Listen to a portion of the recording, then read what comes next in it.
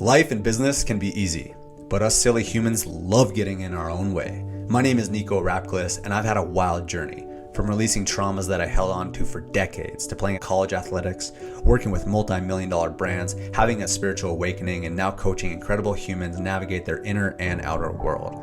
The Just Grow podcast is my outlet to share and help others with life and business. After investing north of $100,000 into my personal and professional development, the Woo Plus Do formula is what has served me best. A healthy combination of mindset, energetics, consciousness, spirituality, self-healing, and discovery, matched with a high-level strategy, principles, focus, optimization, and accountability to help you be, do, and have everything that has been placed in your heart. This podcast is for the impact-driven entrepreneur that is finally ready to start thriving internally and externally. Welcome to Just Grow.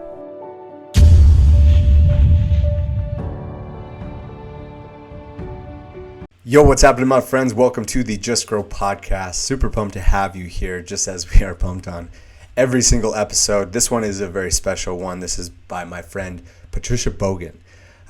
Wow, just an incredible story. I've never heard any story quite like hers, and I'm really not going to give any spoilers, but Patrishia is a breathwork facilitator, and she has gone through one of the most challenging experiences I have ever witnessed, ever heard, ever understood. One of the most profound, crazy stories in my life, and it will give you a new sense of appreciation for life and how you can continue to be inspired with life and take your challenges and fuel and turn them into fuel for what you really want to create. So it's an absolutely incredible interview and conversation that I had with Patrishia Bogan. Now, before we jump into that, I want to let you know about two specific things. One, our Just Grow Podcast live event will be on March 29th. That will be with Samantha Harper. It's going to be an incredible conversation. We're going to talk all about the Woo and Do formula. We're also going to have a surprise guest as a facilitator for the grounding beforehand. So it's going to be really exciting, and we're just starting to expand even more with Just Grow Live. In addition to that, we're also going to be doing a Love Yourself Masterclass. That's going to be on February 28th. It's a Wednesday at 4 p.m. All these links will be down in the video description or the description of this podcast. So make sure and go check those out if you're seeing them or hearing about them before those dates. But without further ado, let's jump into this interview with Patrishia Bogan. Patrishia Bogan. Hello, yes. How we feeling? I'm feeling great. How are Like, you? amazing. I think we already had a podcast worthy conversation before we started recording, but thank you for being here. We got connected, what was it, probably like 6 weeks ago-ish, somewhere around there. Yeah. And just had this like fireside chat where we're just going deep, talking about truth and spirituality and healing. And I knew I wasn't even like getting back so much into my podcasting as much as I know I am now, but I just knew in some capacity that we definitely deserved to connect a little bit further. So really glad to have you here, and excited to for you to just share a little bit more of your story and give people some inspiration for what life is really all about. So thanks for being Mm, here. Of course. I'm so happy and grateful to be here. And, I really found so much value in the conversation that we shared when we first met. And, it's one of those conversations where you leave and your soul feels good Hmm. and your soul feels seen. So, of course, I'm going to take you up on this opportunity to connect even more and conversate with you. I'm very happy to be here. Yeah. So I mean, let's not waste any time. I think just from what I know of your story and what you've shared with me, something that I feel is insanely impactful, and I think it could help a lot of people. Maybe they can relate to this specific circumstance, maybe they can't, but I think everyone can relate to the challenge. So why don't you dive into your story about your son that passed? Yes. So, my son, Kensho, his name in Japanese Buddhism actually means temporary pain that drives personal growth. And something that is so divine about that is I chose that name before we knew the road ahead, before we knew, my husband and I, that he wasn't going to make it. That was my second pregnancy. I've had three, and all three have been very traumatic. I've almost lost my life every single time, and all of my kids have spent time in the NICU. And that was in 3 consecutive years. So, for all this to tie together, I'll just give the audience a little bit of a background. My first pregnancy was with my daughter Satori, and her name means sudden enlightenment. And I picked that name because when I was pregnant with her, I was on bed rest for 5.5 months. And that was really the first time in my life where I experienced and like allowed myself to admit that I was really depressed.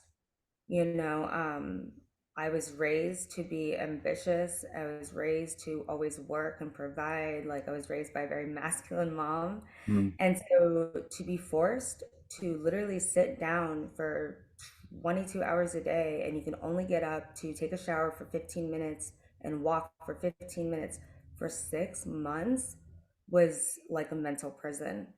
And I remember reading this book by Eckhart Tolle, The Power of Now, Yes. and he talked about a Satori moment. Mm. And it was like a moment of sudden insight and enlightenment. And I was like, holy shit, you know what? I'm going to be on bed rest for a few more months, and there's nothing I can do about it except change the way that I'm relating to my circumstance. Mm. And so I picked that name. I end up having her. She comes 6 weeks early, and she has the same birthday as my biological father, who I don't know, I don't have a relationship with, and quite frankly has been a huge wound in my life. um, as I've gone on and done the uncovering of the deeper layers in my healing work, I realized that a majority of my personality has actually been formed around that abandonment, rejection, and betrayal wound. Yeah. So I'm like, of course, my daughter has this birthday, right? I didn't really think too much about it. Then we move forward to my son, Tensho, who passed. And when I was pregnant with him, I actually bled the entire time, which was very triggering for me because when I had my first daughter, Satori, I almost died after delivering her because I lost a lot of blood. So that entire second pregnancy, it was just like my whole body was in survival mode. There was constant, it Mm. was almost like PTSD, right? Sure. Then at about 23 weeks and 5 days, my placenta detaches and we go to the hospital. Viability for babies right now is about 24 weeks. But even at 24 weeks, you have a long road ahead, and the possibility of having long term issues with the child are very high. And I remember being in the hospital room with my husband, and we're both thinking, gosh, like, how are we going through this again? And having the neonatologist come and sit with us for 2 hours and basically go from head to toe and tell us every single thing that could possibly go wrong if we keep our baby. I'm a nurse. My parents are nurses. That's how I grew up. And so my nurse brain is saying, no way, no way. Like, this is selfish. If I try to keep him alive, I don't want him to suffer, yada, yada, yada. And I had decided when we had that conversation with the doctor that we were not going to try to save him if he came too early. I think about 2 days after that, we had to decide what we were going to do. And I remember like panicking because all my life, I'm like a top tier people pleaser. Okay. Like, anything that someone wanted me to do, I would go above and beyond. Boundaries was like not in my language. It made my body cringe to even think about putting a boundary up. Mm. And these are things that at that time I didn't know about myself. And I remember when the doctor was like, you have to decide like right now what you want to do. Are we having a C-section or no? And I'm looking at my husband. My husband, he's not medical at all, was like, no, like we decided no. And something in my heart was just like, I'm not ready yet to say goodbye. Whether that's selfish or not, like this is too much, too fast, too soon. And so I begged my husband, I said, let's just try. Let's just try because miracles happen, and if it doesn't look good, I'm not going to push it. So long story short, we have an emergency C-section. Everything went well. He came out like heavier than expected, which in that situation is crucial, right? Mm. Like everything is looking good. Now think about the emotional roller coaster that you're now on every single day until you make it out of the hospital. You're on eggshells. And so he's in the NICU. The first 2 days are doing good. I can't understand what's up, down, left, or right. And we're about to leave the hospital. I'm about to get discharged. And that feeling as a woman where you just had a baby and you can't hold your baby, you can't touch your baby, you can't take your baby home, that abandonment wound Mm. just got brought right up to the surface. And at that time, my husband and I were living with my parents because our first home was being built and I needed help during that pregnancy. We come home and I just knew something was going to happen. I just knew shit was going to hit the fan. Mm. My parents didn't agree necessarily with the decision I made. They weren't necessarily against it. It was just more so they were afraid of the path I chose. Like I was prolonging the pain, prolonging the grief, and they didn't want my son to suffer, which I do agree with. But at that same time, that moment was so pivotal for me because that was really the first time I wanted to do something for myself and needed to do something for myself. I come home and my parents, they don't handle trauma well. And I don't know anyone who does. But what ended up happening is that actually my husband and I, we got kicked out of the house. And we got kicked out of the house. My mom and I had a huge falling out at that moment. And I'm stuck with our 1.5-year old, my husband, and we don't know where we're going, where we're staying. And my son is in the hospital. So for the next 2 weeks, we were like staying with family, friends, anyone that we could really kind of stay with, visiting the hospital every day, making life or death decisions every day. It was essentially probably the lowest point of my life for sure. And I say all that because going to the NICU, I remember telling my husband one time we left from visiting him, and I was like, this sounds so weird, but I think Kensho is so much wiser than me. Like, there's this like old man wise energy that I get from him. Oh. And it was just always so calm. It was always so calm. And what's crazy is every day we would go visit him, and the nurses would be like, he's just a kicker. Like he's always kicking, always fighting, just a kicker. I kept hearing it, kept hearing it. So there was definitely like moments of just roller coasters of emotions throughout those 22 days that he was in the NICU. And I remember it wasn't looking good. He had two bilateral grade 4 brain bleeds, which are the worst. And when I got that news, I remember I just bawled, like bawled. And just really, you're in a state of survival. And my poor husband at the time, I know he's feeling it deeply, but someone's got to keep us together. Right. So then they told us if we wanted to continue care, we would have to air vac him to Children's Hospital and they would have to put a shunt in his brain. And mind you, he's barely over a pound. And, and in my heart, I'm like, no, no. And I remember looking at my husband in the kitchen and it was just like tears running down our face. And neither one of us could like bring ourselves to say it, but we just looked at each other and we knew like this is it. So then, I don't know how the situation goes, and I called the doctor and I was like, so what does this mean? Like, do we come right now and turn everything off? Like, what do we do? Yeah. And I remember thinking, I do not want this fucking responsibility. This is like God's responsibility, And the doctor was like, no, like you can do it whenever, which is also really weird. Mm. Like when is there a good time? So I asked my husband, I said, can you give me 3 days?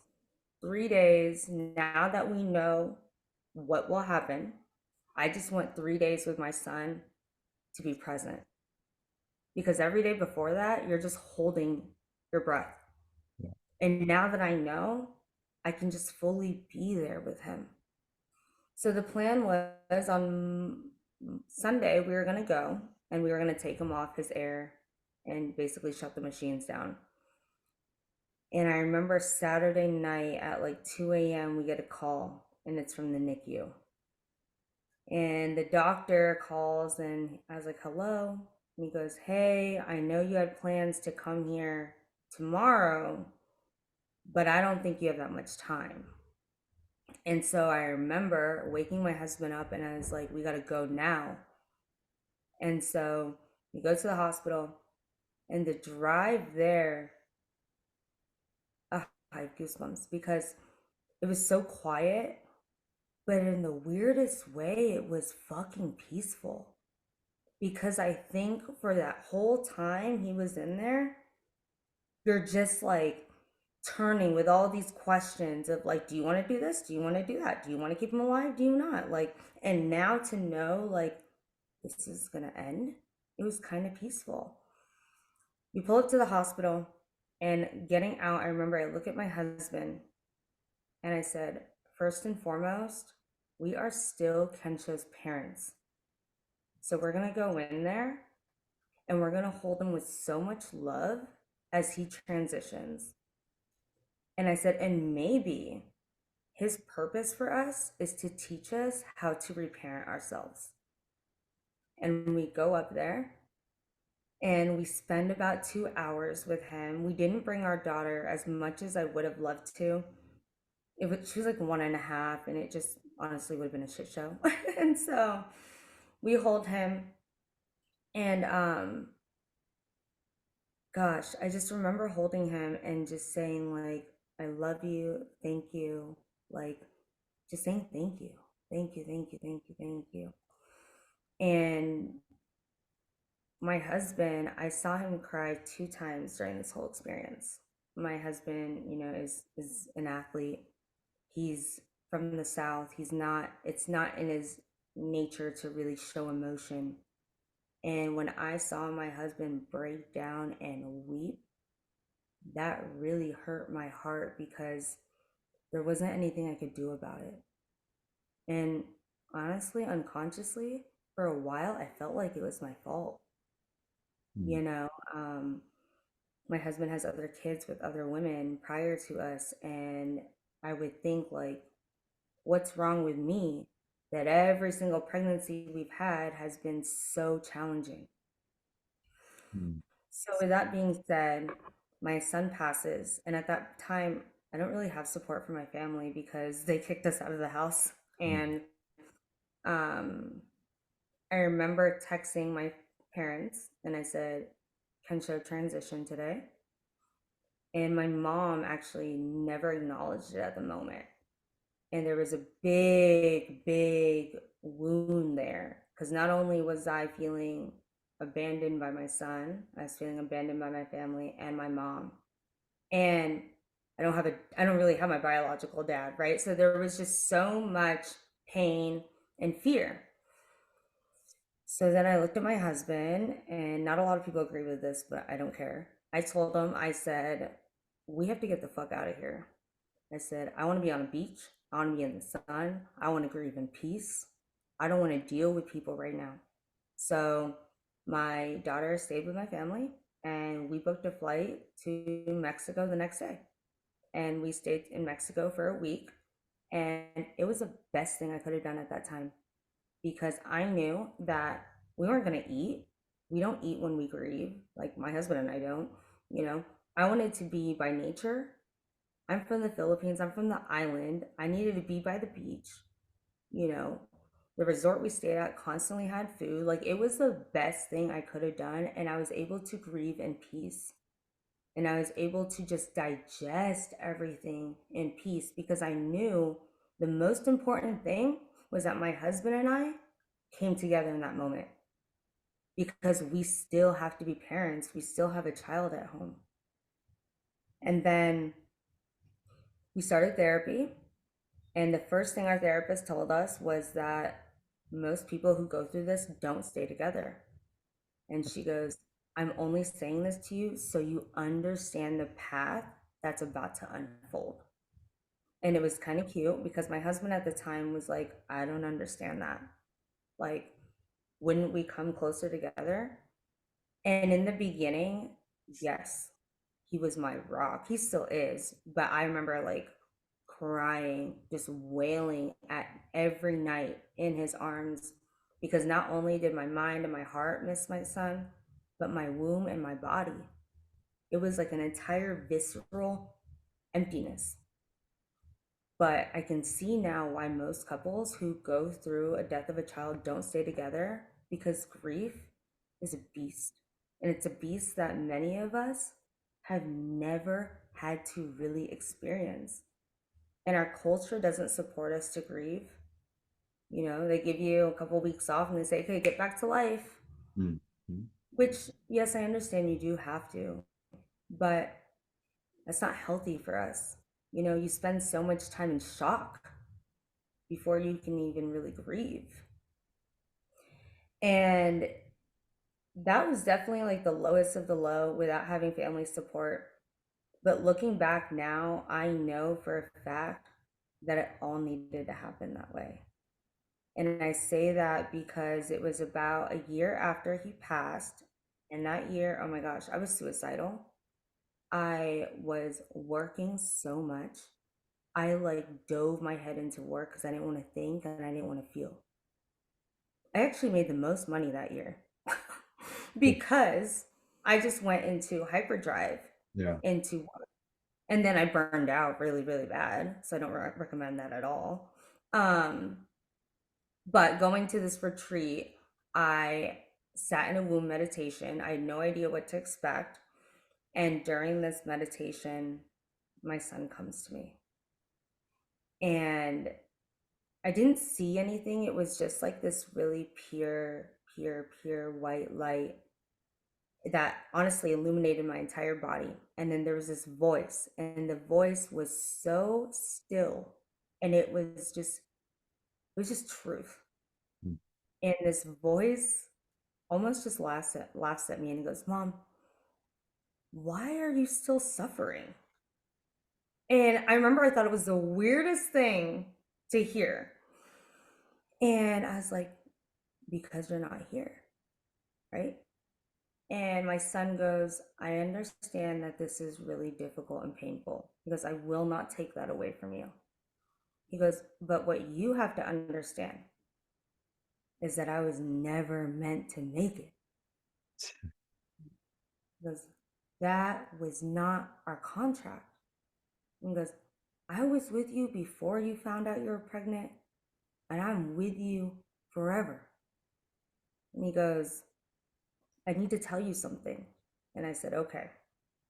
And in my mind, he like brings my consciousness down to my womb.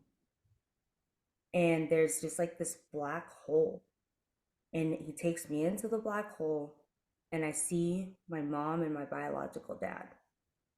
Now, mind you, growing up, I didn't even think about my biological dad. I had my stepdad come in when I was 3 years old, and he's an amazing man.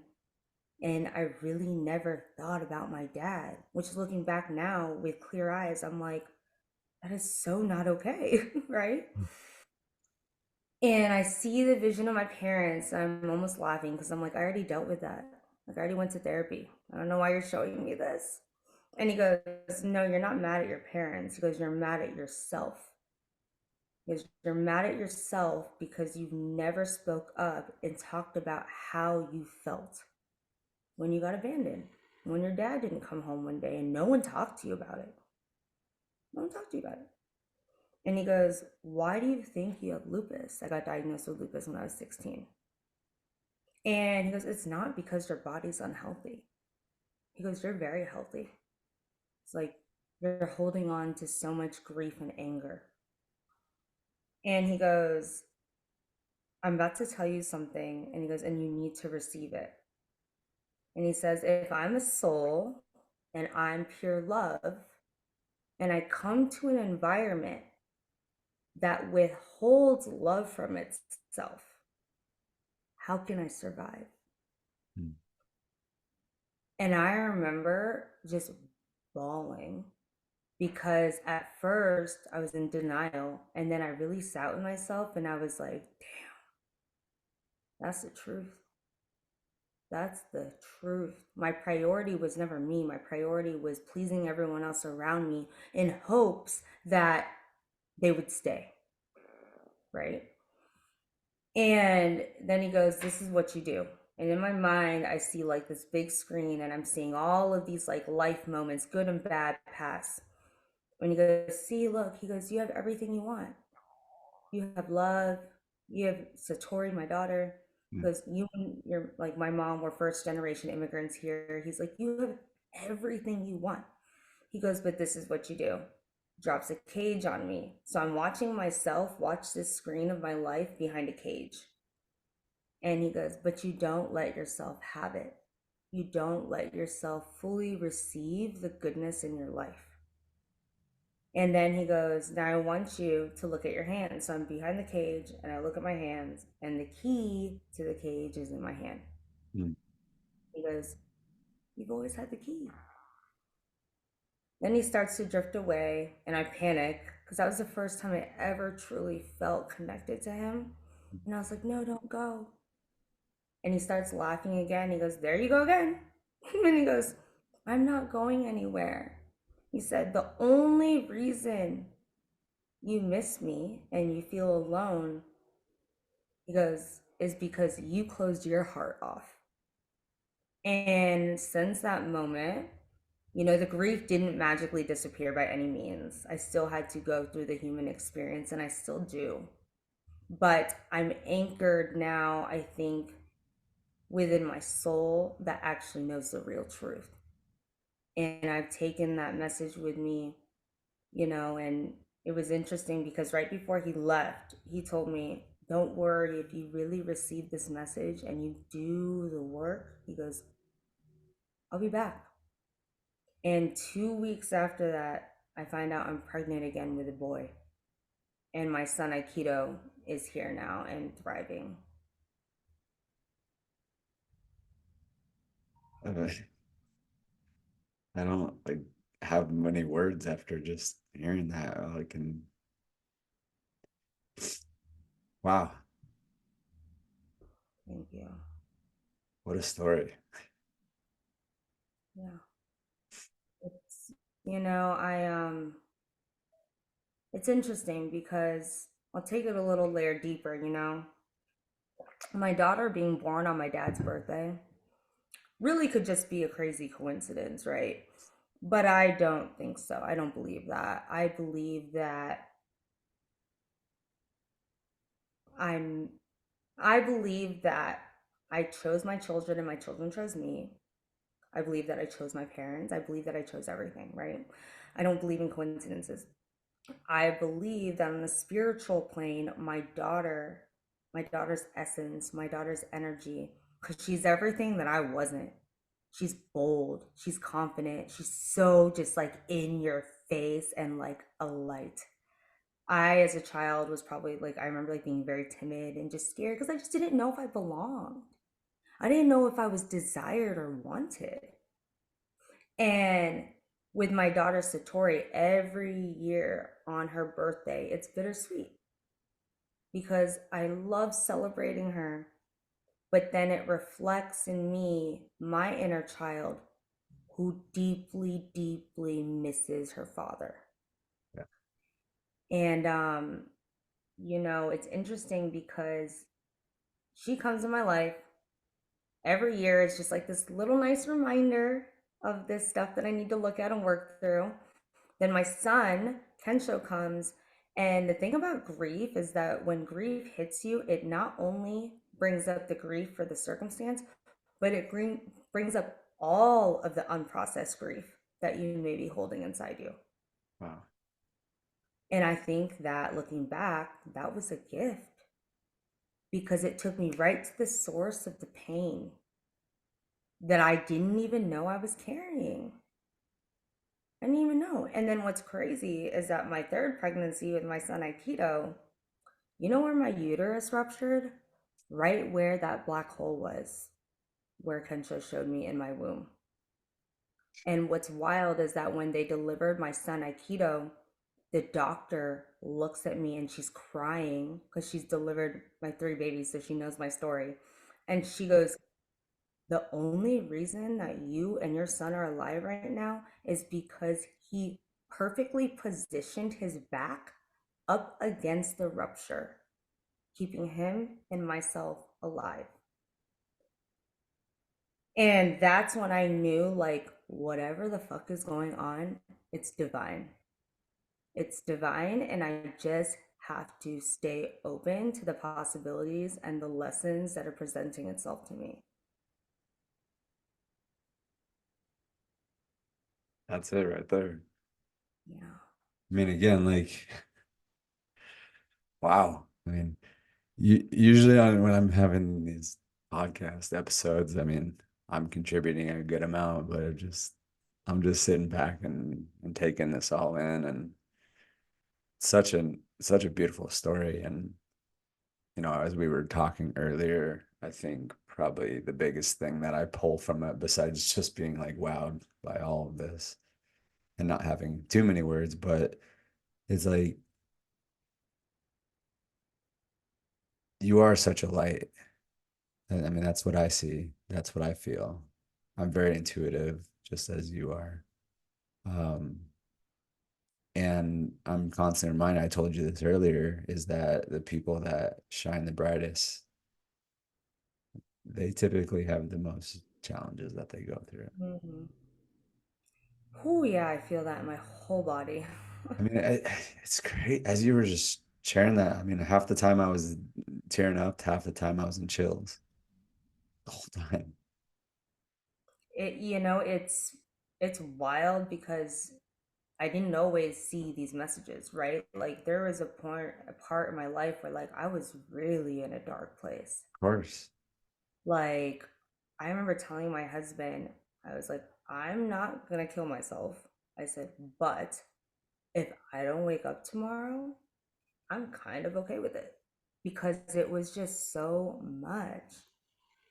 And I think it's like Rumi who says, the medicine is in the pain or something along those lines. And what I realized, because I'm still evolving through this, right? Like I'm Sure. still learning what is there to uncover in all of this. My children came to remind me of all the places where I don't love myself, all the places where I really like devalue myself and I'm looking for external validation. And I realize like no one's gonna save me except me. And, you know, just recently, my daughter just turned 4 in December. And I don't know what happened, but the next day, so the 23rd, I know it sounds crazy, Nico, but I swear to God, I had a full on exorcism. I started crying at night before bed. And oh, let me preface, I did take some psilocybin mushrooms, okay? So that probably opened the gates to this. Let me preface that. But Maybe Dad. yeah, yeah. I started crying and then all of a sudden, oh my gosh, I got so angry and I started screaming in my bedroom as if my dad was in the room. And my husband knows me, obviously, been together for like 8 years, and he's just holding space. I'm like cussing at the air, like it's like literally like fuck you for celebrating your birthday and it's my daughter's birthday and you didn't even say hi. Like so many things. But that moment was so fucking powerful because I've never given myself permission to be angry. I've always tried to be like, oh no, I understand. Yeah. I understand.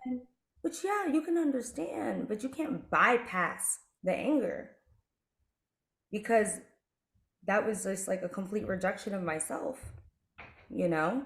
And so I remember getting so angry and my hands got so hot. It was literally like heat just radiating from my hands. And with my lupus, I actually also have Raynaud's. And Raynaud's is when I get cold, there's no circulation in my hands and feet, like none. They turn ghost white. And my awareness told me that, Patricia, your hands turn like this because you've been hanging on to so much rage, so much betrayal, so much anger. And I could feel it was so wild because it wasn't like I was telling myself to feel these things or do these things. It was literally like I was just watching my body have this experience. And I went from like really deep sadness to high peaks of rage for about 3 hours. 3 hours, just crying, yelling, and then literally throwing a tantrum in my bed. Like, you know how little kids kick their feet and throw tantrums? I was doing that. And in my mind, I'm like, okay, my 31-year-old grown woman self would not be doing this. But for whatever reason, this needs to happen. And what I think is that because my daughter turned 4, it brought out my inner 4-year old, the part of me who, because my dad left when I was about 4, who never got to express those things, never got to share those things. And it was so, so fucking powerful. Because I think, what I've learned as I've kind of witnessed these emotions, grief is hard, but anger is really necessary. Because I think anger finally energizes us enough to set boundaries, Yes. right? And that's when I knew, like, okay, I'm actually like healing. I'm allowing myself to say, feel like, I feel like you did me wrong, right? And it doesn't have to be true to that person, but it's true to me and I need to witness it. Lady, I think we need to like set aside 5 hours to have a podcast. I think How so. many I was, and I was thinking about this earlier today. I don't know why this came to me, but I was like, I feel like a mark of a really good conversation, at least for me, is equally being so excited to listen to the person and wanting to contribute. Mm, I Because I have love. so much I want to share, but I equally just want to sit back and listen. Mm, But, and I know like we don't have a ton of time here. I have another meeting coming up, but I guess a couple of the things that I just wanted to share real quick is the thing that, well, this last thing that you just spoke about is how anger can be very, you didn't say it this way, but like therapeutic and hmm healing. hmm And I relate to it so much. I think for the first time in really my whole life, I had some experiences that got me angry, like mm, really angry. But it was so healing because I needed that. I've always been kind of the same way as you. I resonate with you deeply about being a people pleaser and not setting boundaries and realizing how much of a toll that's taken on my life because I haven't had that. And I don't know if I'd ever get there unless I went through that anger. hmm It activated something in me. So I think that anger really can be a powerful healing tool. And then the only other thing that I definitely wanted to input was when your son was like, you're putting this cage on you and like you're the only one, like you have everything you want, but you're not allowing you to like receive it and feel it. And he said, you don't have to suffer anymore, right? And so I I just felt called to share this is like there's a difference between pain and suffering. Mm, Like pain is what happens to us. We experience pain, but we choose to suffer. mm. We choose to hold on to things that we choose to hold on to that pain for much longer than it's serving us. And so I think that's just like a powerful, powerful lesson that your son imparted on you and we got to witness. Oh my gosh, Love. absolutely. You can experience pain, but you choose on whether you want to suffer or not. And it was I still laugh because when he said it to me, and that's when I knew like wow, like this is such a light that's speaking to me because it was so like what why are you still suffering? Like just like didn't get it, right? And it's such a human thing Yeah, it's silly. because our mind, when we get traumatized, our mind like just wants to replay it, replay it, replay it. And we don't even understand, like sometimes we're not even aware that we do that to ourselves, right? And I think like that part of me that got to express just a little bit of that anger recently was a part of me that's just been waiting inside to be witnessed. And everything about us is energy. That energy does not go anywhere until we allow it to move and be expressed in its fullest capacity. And when I was letting myself experience that anger, let me tell you, all emotions, especially, but like anger itself, it's a full visceral experience. Like my whole body was shaking, my body was hot, my hands were clenched, like Mm. I was breathing. Like, how often do we really give ourselves permission to experience emotions fully? And we have to, because that's the only way we can really move that energy.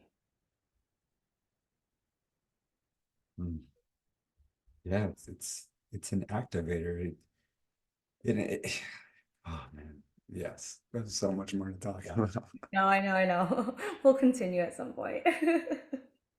But I think the last thing that I'll say is this was like probably like a month ago now. There was one day when I think I experienced every emotion under the sun. Ooh, I was angry, I was sad, I was happy, I was joyful, I was grateful, oh, I mean, I can't name it all, but like everything. And like I reflected on that and I was like, what a beautiful day. Like I truly wow. got to experience life. And I think that's like that is the beauty of life, of getting to experience all these emotions. They don't always feel good, but you get to experience them. And I think like you've already really lived. Oh, That's wow. something that's not everyone can say. Mm.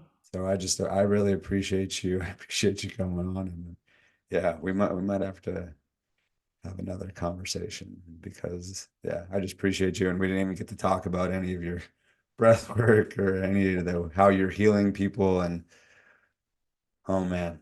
Wow. This this doesn't feel like we did justice at all, but also had an already had amazing conversation. So I thank you for being here. Um, how can people find you? Maybe even just give a little clip on how you help people, what you do. Yeah, so people can find me on Instagram. Collectively, my husband and I and family share one. It's going to be at the Bogan Collection.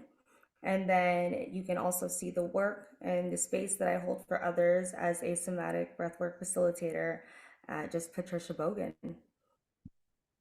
Yeah.